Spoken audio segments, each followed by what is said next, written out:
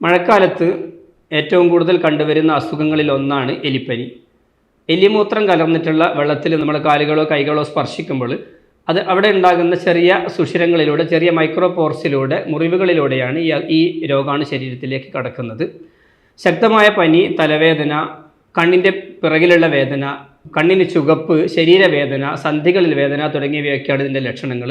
കൃത്യമായ ചികിത്സ സമയത്തിന് നൽകിയില്ലെങ്കിൽ മരണം വരെ സംഭവിക്കാവുന്ന അസുഖമാണ് എലിപ്പനി. ചില മുൻകരുതലുകൾ എടുത്തു കഴിഞ്ഞാൽ നമുക്ക് എലിപ്പനിയെ ഒരു പരിധിവരെ നമുക്ക് തടയാൻ കഴിയും. പ്രത്യേകിച്ച് എലി തന്നെ ഈ അസുഖം പരത്തുന്നത് കൊണ്ട് എലി ഉണ്ടാകുന്ന സാഹചര്യങ്ങൾ നമ്മൾ പരമാവധി ഒഴിവാക്കുക. നമ്മൾ പറമ്പിലേക്ക് ഇറങ്ങുമ്പോൾ, കൃഷിസ്ഥലത്തേക്കൊക്കെ ഇറങ്ങുമ്പോൾ നമ്മുടെ കാലുകളിൽ ബൂട്ട് ധരിക്കാനും കൈകളിൽ ഗ്ലൗസ് ധരിക്കാനൊക്കെ ശ്രദ്ധിച്ചാൽ ഒരു പരിധിവരെ നമുക്ക് ഇത് തടയാൻ കഴിയും. അതുപോലെ തന്നെ കുട്ടികൾ മലിനജലത്തിൽ കളിക്കുകയാണെങ്കിൽ അതും നമ്മൾ പരമാവധി ഒഴിവാക്കേണ്ടതാണ്. ഇത്തരം കാര്യങ്ങളാണ് നമ്മൾ ഈ വെള്ളവുമായിട്ട് ബന്ധപ്പെട്ട് പകരുന്ന അസുഖമായതുകൊണ്ട് ഈ എലിപ്പനിയിൽ ശ്രദ്ധിക്കേണ്ടത്.